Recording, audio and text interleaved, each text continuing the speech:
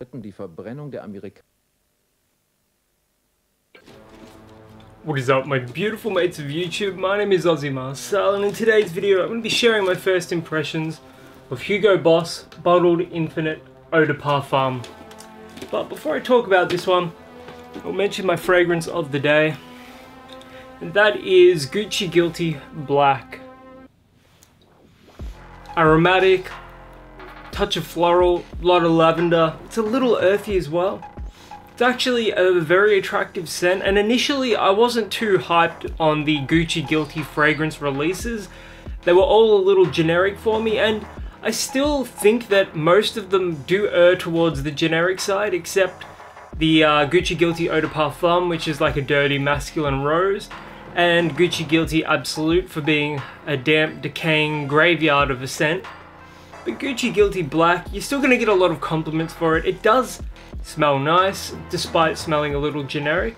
And yeah, if you can get it at a good price, you're not going to regret buying it, that's for sure. So, I got this gift set today at Priceline for $50 Australian. Now, this was a clearance price, and generally you can find this for about $80 to $120 depending on where you're shopping. But yeah, so first impressions of the packaging and presentation. It's okay, it's just a typical gift set really. And here it is without the cover, the plastic cover.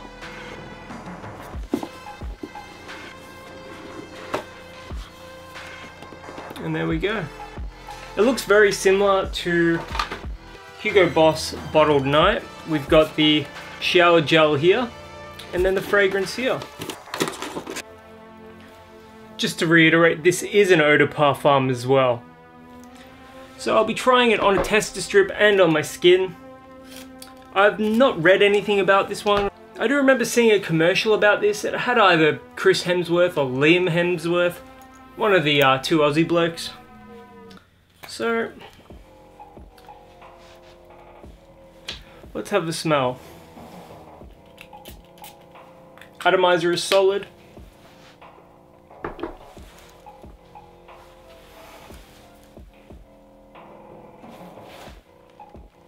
It's aromatic.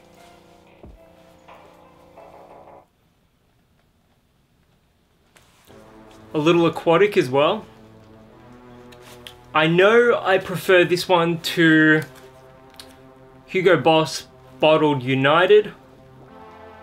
That has like a bunch of mint notes, and it's also got wild buchu leaf. I prefer this to Bottled Tonic as well, which is fresher, and I think that's got like a ginger note maybe. Yeah, first impressions on the tester strip is that it's definitely leaning fresh, aromatic. I get like maybe cedar, there's a woody undercurrent here as well.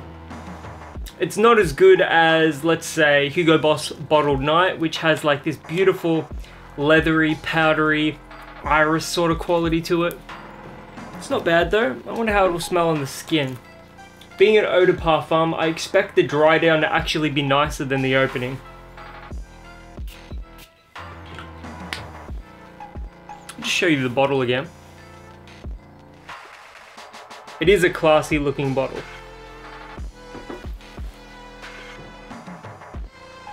It's still very aromatic, fresh. I might get a hint of violet here, like violet leaves. Woody.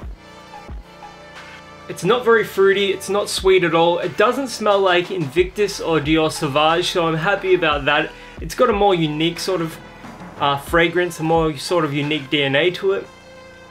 Maybe it's YSL-Y that I'm thinking of. So yeah, this was released in 2019. Hugo Boss Bottled Infinite, main accords, woody, aromatic, lavender, fresh, spicy, fruity, cinnamon, herbal, citrus, and fresh.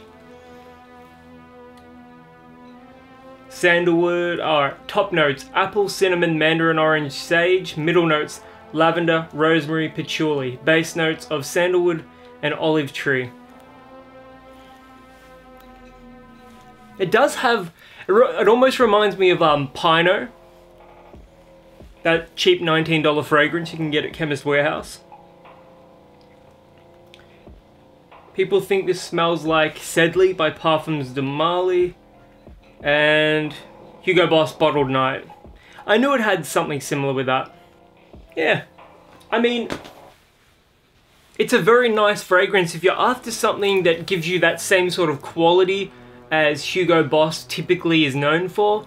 I would definitely check this one out. It does smell different from Hugo Boss Man. It does smell different from Hugo Boss Bottled, which is like that apple cinnamon woodsy sort of fragrance.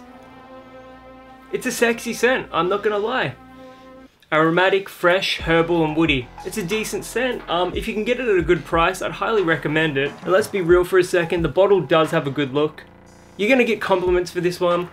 Another fragrance this smells like is French Connection Friction. If you've ever smelt that, that's got like a prominent, salty sort of aquatic note, and it's also got a lot of lavender as well. This, having such a prominent lavender note, reminds me of it as well. Yeah, this actually smells quite a bit like French Connection Friction, so if you want like the $15 version of this, check out French Connection Friction. That is also a very attractive scent. I used to wear it back in uni.